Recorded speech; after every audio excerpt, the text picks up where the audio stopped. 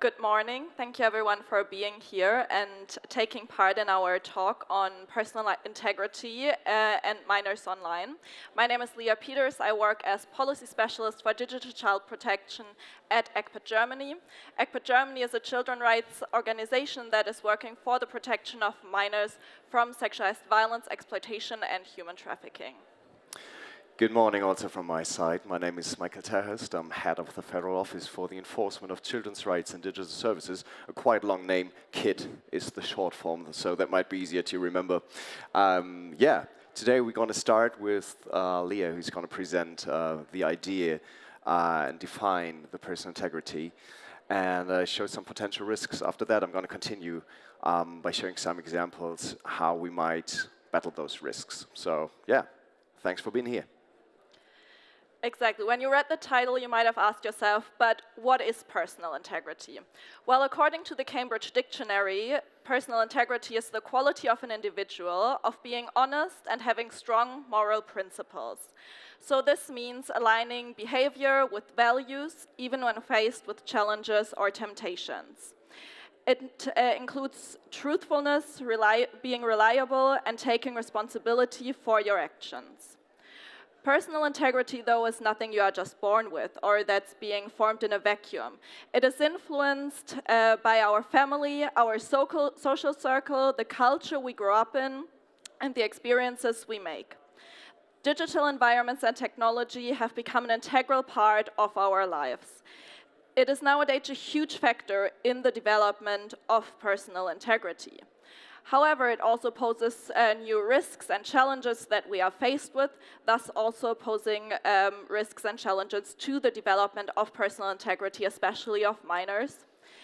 But those new risks can bring negative impact on the development, especially to minors who are still at an earlier developmental stage. In response to those new risks, the German legislators have included personal integrity of children and youth as a protection goal of child and youth media law. Thus, they are making the development and socialization of children and youth a key factor. So, when looking at sexualized violence and exploitation online, we have to look at how this can also affect the development of personal integrity of minors. Prevalent studies show that online child sexual exploitation and abuse is prevalent in every country where it is measured. Globally, more than 300 million children and youth have been affected by online child sexual abuse and exploitation in the last 12 months. 1 in 8 children globally has been subjected to online solicitation in the last 12 months. This includes unwanted sexual talk, like non-consensual texting, unwanted sexual questions, or unwanted sexual requests by other adults or other youth. Also, 1 in 8 children have experienced the non-consensual taking, sharing, and/or exposure to sexual images and videos in the last 12 months.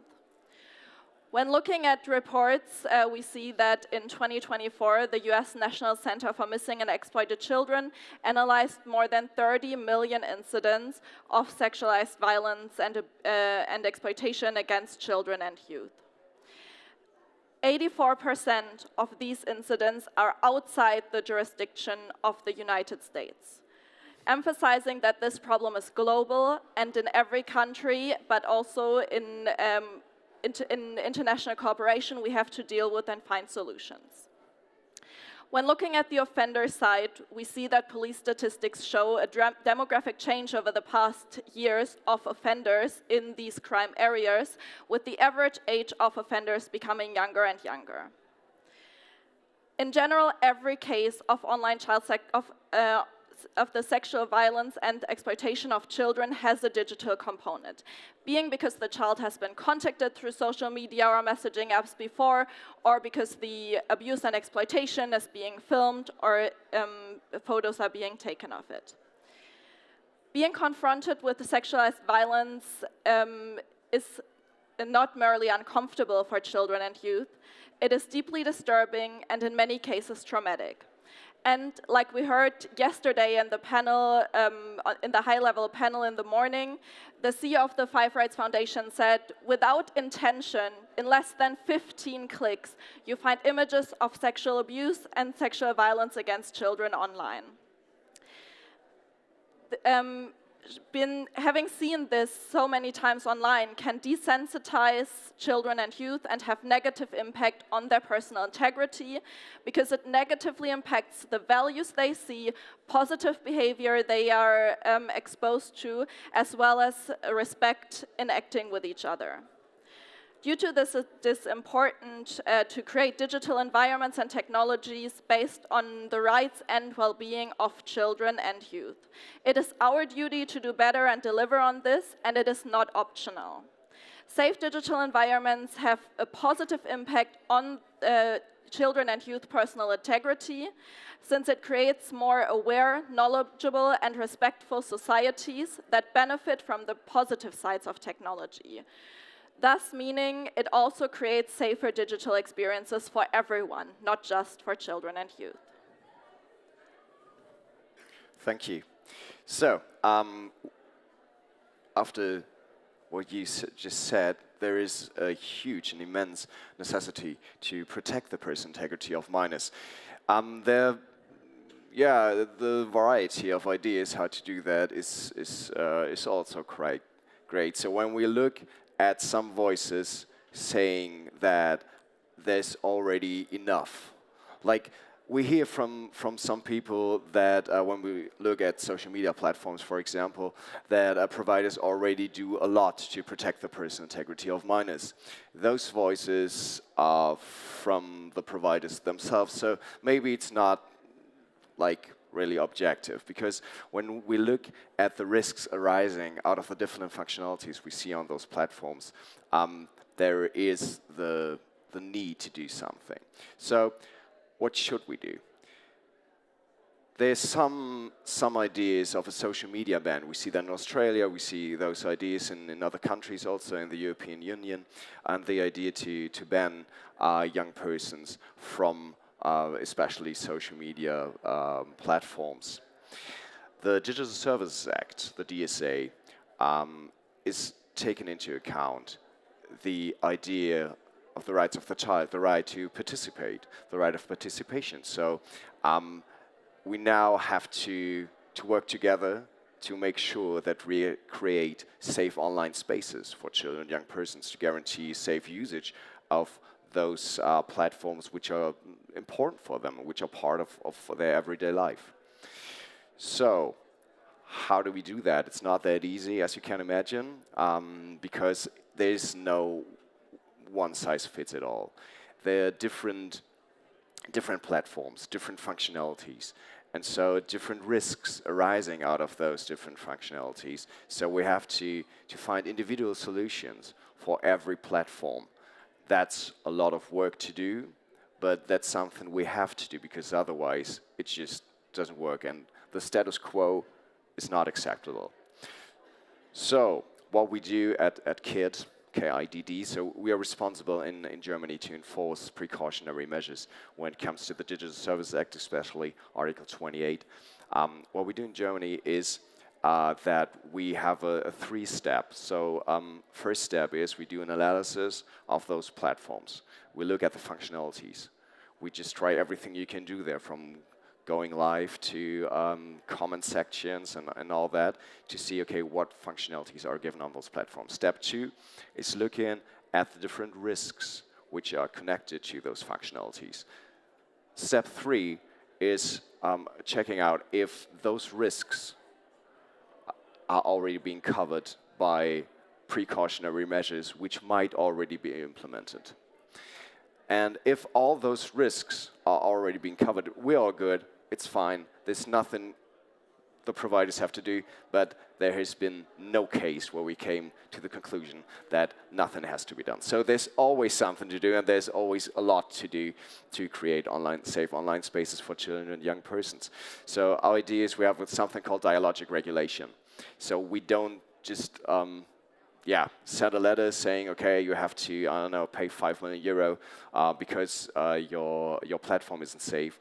We get in touch with the provider and say, okay, we found some deficits on your platform because there are functionalities which lead to the exposure to different risks to children and young persons. So there's something has to be done. We don't just say that, we already give some ideas, some solutions, some possible solutions to counter those risks. And the providers don't have to take like those specific ideas, we present them. They can do something on their own. As long as it works, we're good.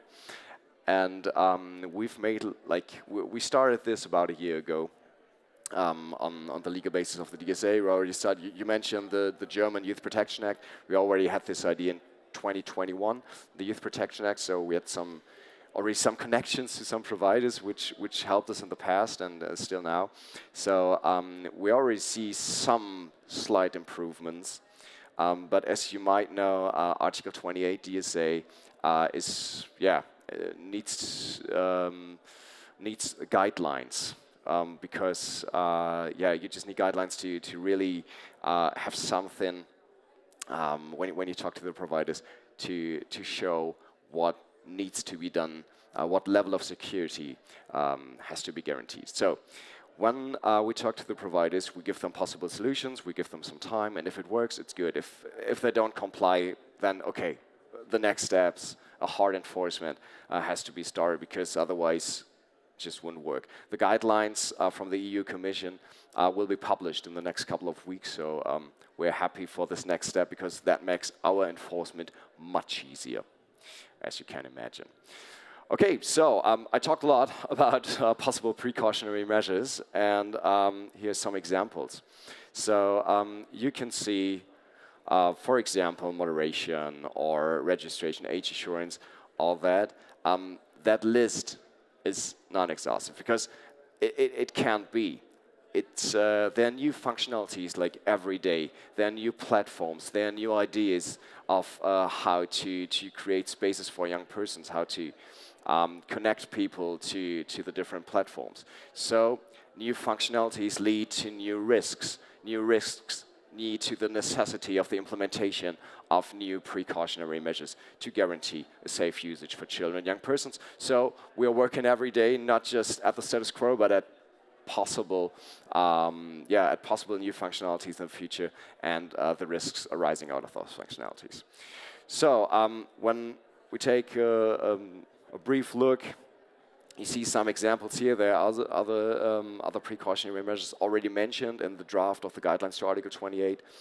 But let's take a look at the secure default settings, for example, because they're always like the heart or the basis of the whole system of precautionary measures. But because, as you can imagine, when you see all those measures, it's not like one measure which leads to a safe space. It's always a combination of different measures, because otherwise it just wouldn't work. So, the secure default settings. Children or young persons should not be able to be found like when you do a Google search, or their profile should not just be open or be public. It should be private by default. So you see some examples here, restriction, especially regarding contact. So limitation of contact functionalities. You already mentioned all those risks for the sexual integrity, especially there's cyber grooming, there's sexual extortion, there's so many risks, and those risks have to be mitigated. And you can do that by limiting the possibilities of communication, for example, and to create safe spaces by, for example, usage of pseudonyms, or just to make sure that not like real names, addresses, locations, all that are being published.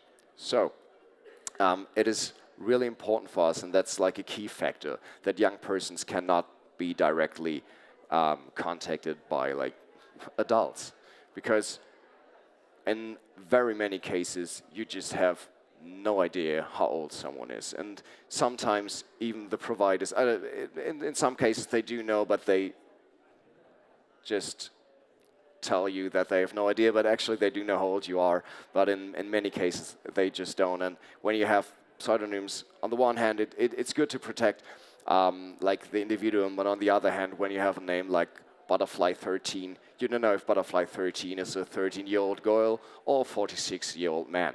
So that just doesn't make it easier. So what we need is age assurance. Because with age assurance, you can make sure that a specific, let's call it age bracket, is given. So, for example, if you have 18 plus or an age bracket between 13 and 15, when we look at the default settings, those can be tailored to the specific age groups. So, for example, limitations to communication were between 13 and 16, but when you're 17 or 16, 17, maybe there's some default settings which don't need to be as strict as when you're younger. So it has to be tailored to the specific risk and to the specific age groups. And it is also it's also very important. I already mentioned, like Butterfly 13 being a 46-year-old man, that in those cases, also age verification can be used not to exclude children, young persons from, for example, content which might harm them, for example, pornography, but to include them, to create safe spaces. So, as you can see, it's also necessary for the precautionary measures, for the security default settings, but also when I go back to all those measures, when you look at, for example, moderation, when you look at reporting mechanisms, it is important that children, young persons really understand what's happening when they report something. It's important that the language used by the providers when you try to report something can be understood by children and young persons. So they just need to know how old you are. They don't need to know, the providers don't need to know if your birthday is like 5th of December. But they need to know if you're like between 13 and 15 or 16 to 17, whatever. And that makes it really necessary to implement age assurance.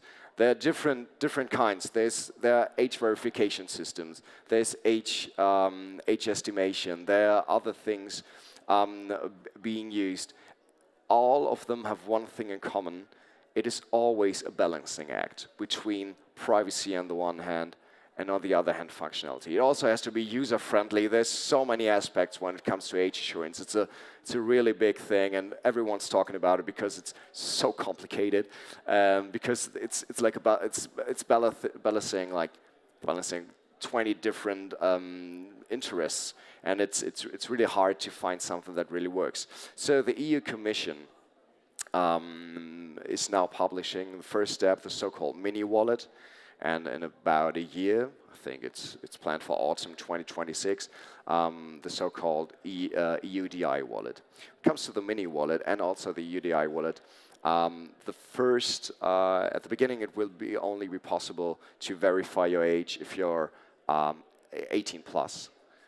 But there are also some ideas, and we are really trying to force that as we can, that all those apps, all those programs like the UDI wallet will make it possible to identify if someone is, let's say, between 13 and 15, to tailor the default settings and all those other precautionary measures, and to create safe spaces. Because if those age assurance mechanisms don't work, it just really gets really dangerous, because you trust them. And if you trust those measures, and if it doesn't work, because when you think that you're like in a safe space and you let your kids into a so-called safe space, but if those mechanisms doesn't work, it can be really harmful, and all those risks Leah described, can really happen, and that's something we really don't want.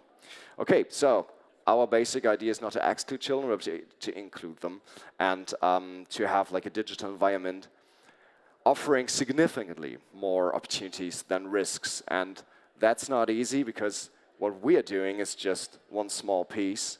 We all have to work together. Also, like media literacy and all that, we have to to follow a holistic approach, because otherwise it's impossible to create safe spaces. So let's work together, let's do it together. And if you have any questions, or maybe online, if you have any questions or want to do a statement, we'll be open for everything. And thanks for your attention.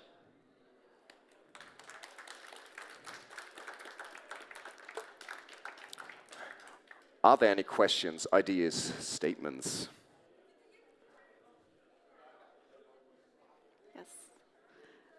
Yes.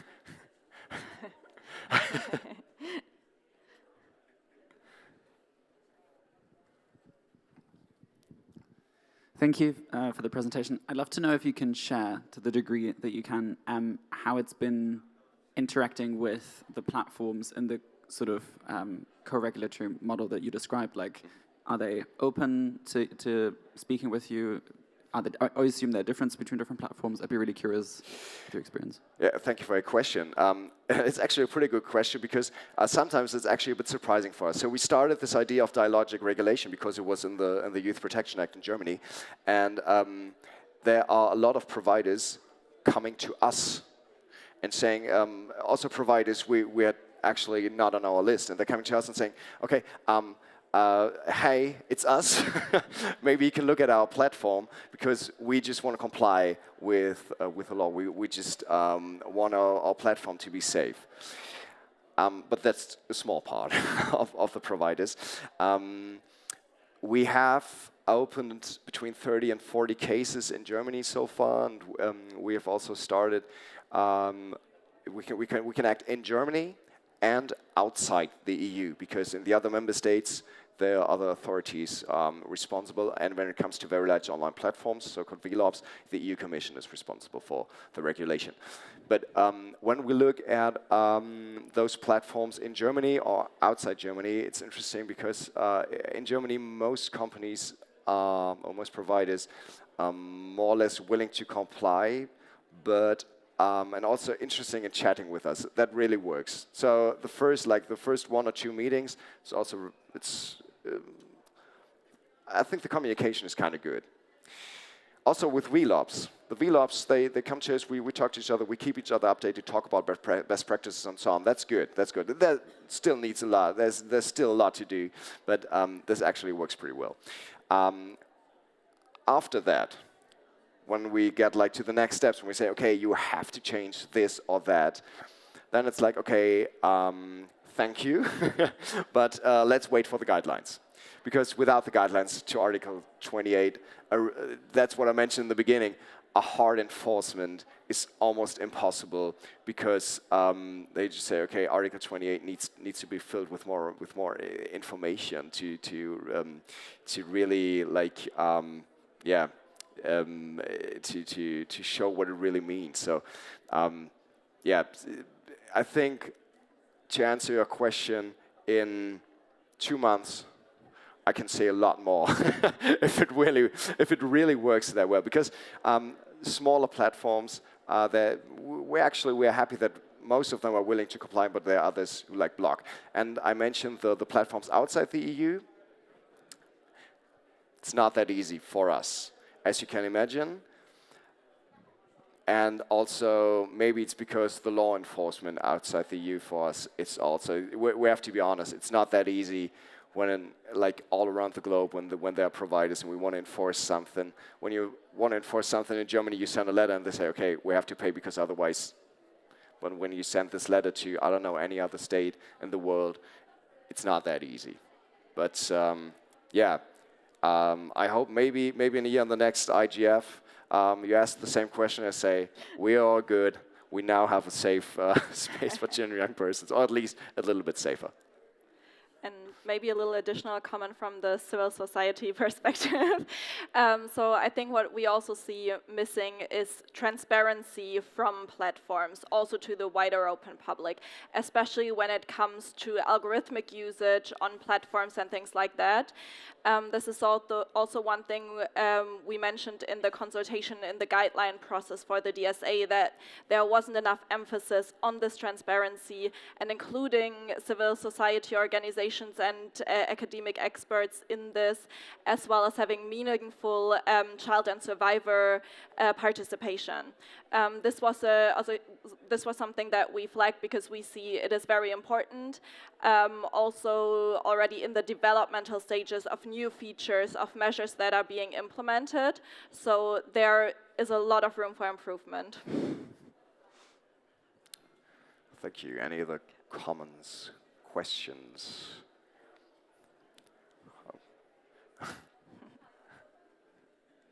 Thank you. All right. Thank you. My name is Michael. I come from Iraq. I'm working for an NGO called SEED in Kurdistan, and I'm leading a project on online child safety by Safe Online there, and we're trying to build government system there to be able to respond to Oxia, and with the new name TFCSCA. And one of the greatest learning here when I come to IGF is the importance of regulating the tech companies. So I've done this before in Ethiopia, and we were able to ban like pornographic websites there in collaboration with the telecom company there.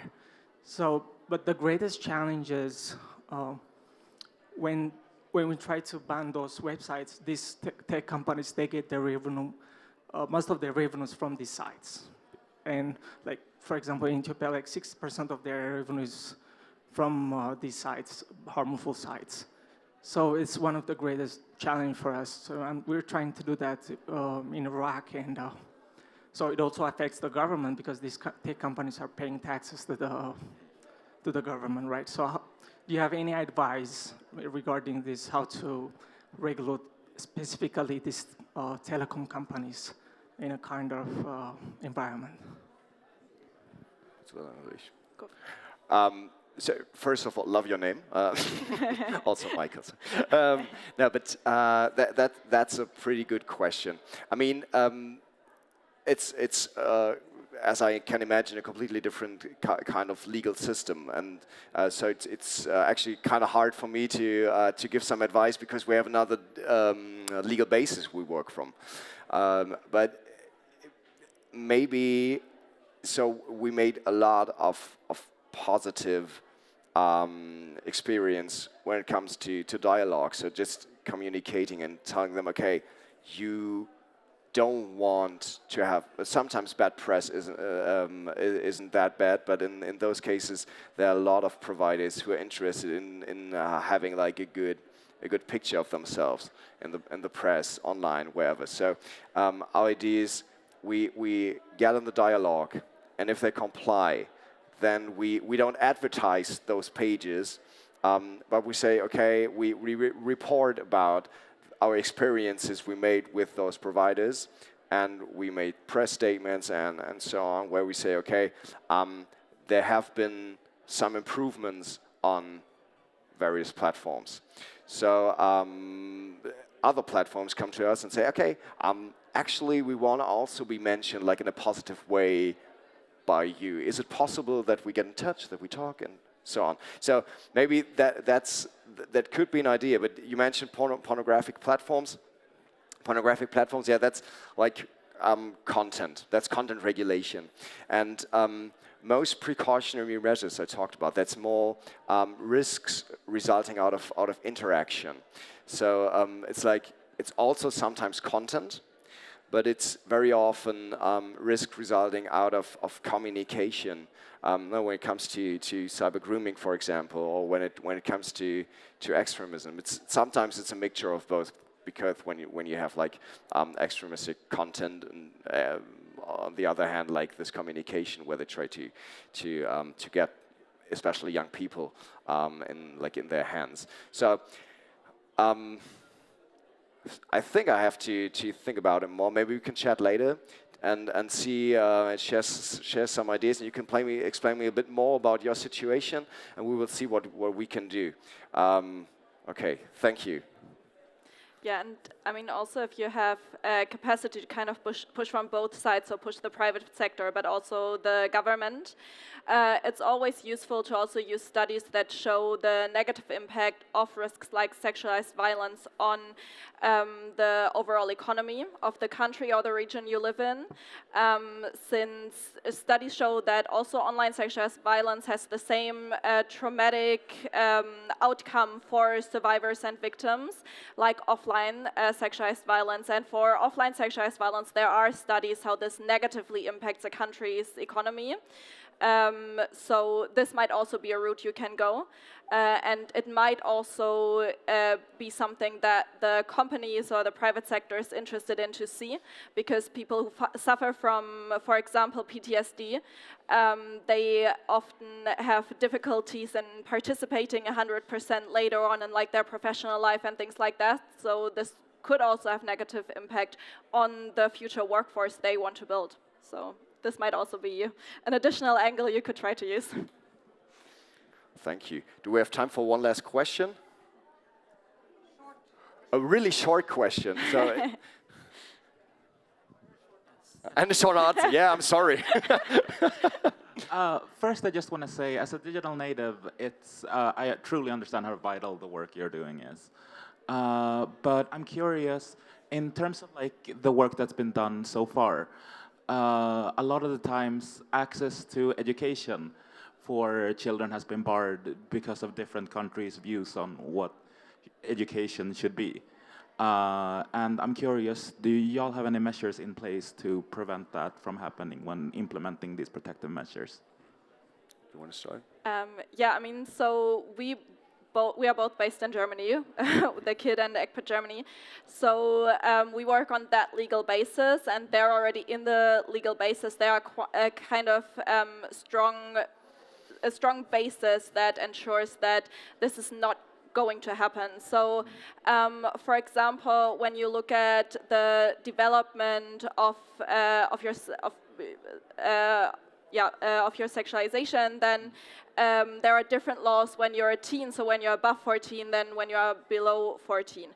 So we are working on those measures, and they are already kind of trying to counteract that this is happening, that it has negative impacts, for example, on sex education and things like that, which are quite important, as well as seeing that this is not limiting access for vulnerable groups like LGBTQI+ community and things like that, and other groups like that. So there are kind of strong steers. We are always pushing to keep it that way, because there's also push also from a political side to restrict this more again. But yeah, as a civil society organization, like at ECPAT Germany, together with others, we are trying to see that this is not happening.